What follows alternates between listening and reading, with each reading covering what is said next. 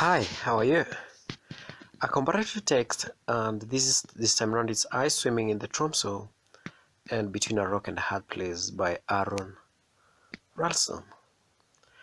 Background and context.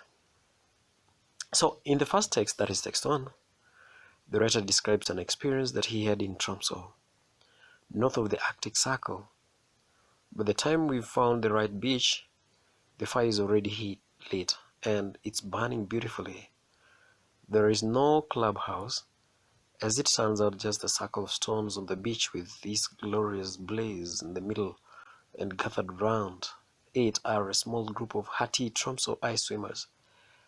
There were 2 men and 2 women, all in late middle age, all in amiably good condition, to be honest. Is this down to the ice swimming? And all hilarious.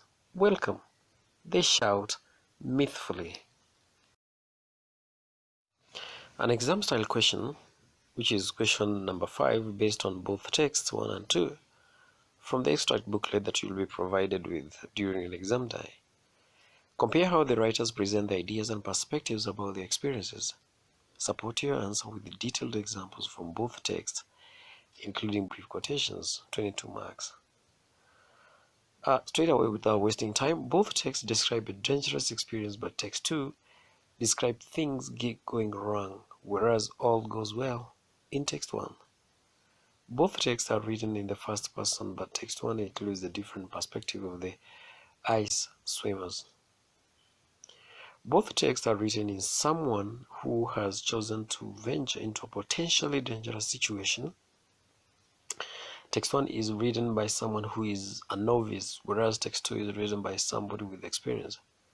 Both texts use some emotive language, but this is more developed and extensive in text 2, with it focused on pain and fear. Text 1 uses a lexicon of military language to describe the experience, and there is a brief reference to Macbeth. It were well, it were done quickly. Text 2 uses a recurrent metaphor of fire to describe the pain.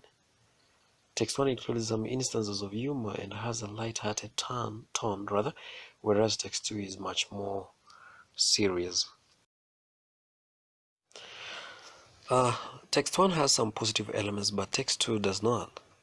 In text 2, there is a sense of isolation, whereas in text 1, the writer is not alone. Text 1 uses first and second person pronouns, whereas text 2 uses first person. Text 2 begins in media res, but text 1 gradually introduces the situation. Text 1 reaches a safe conclusion, whereas text 2 leaves the reader unsure as to what may have happened. Text 1 has a calmer tone, text 2 has a calm tone in the opening, but builds up a sense of panic. Both texts use punctuation for effect. Text 1 gives some explanation of why people choose to place themselves in potentially a dangerous situation. Both texts give some description of the landscape.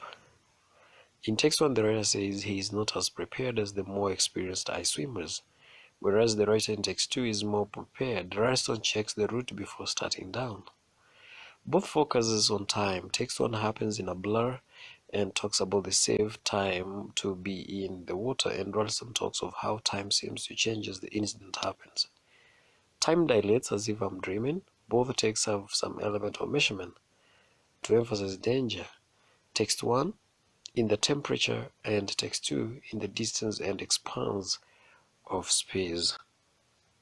Good students, this marks again the end of this particular session, but I just again want to remind you that you stay tuned for the video. You don't have to miss that one, because it also covers extensively on the work of comparing skills, and I would like you to use your cognitive skills to see how we've mastered some of the comparing skills and how we've used them to answer that question, because the question specifically wants us to present how both writers have presented their perspectives in those 2 stories.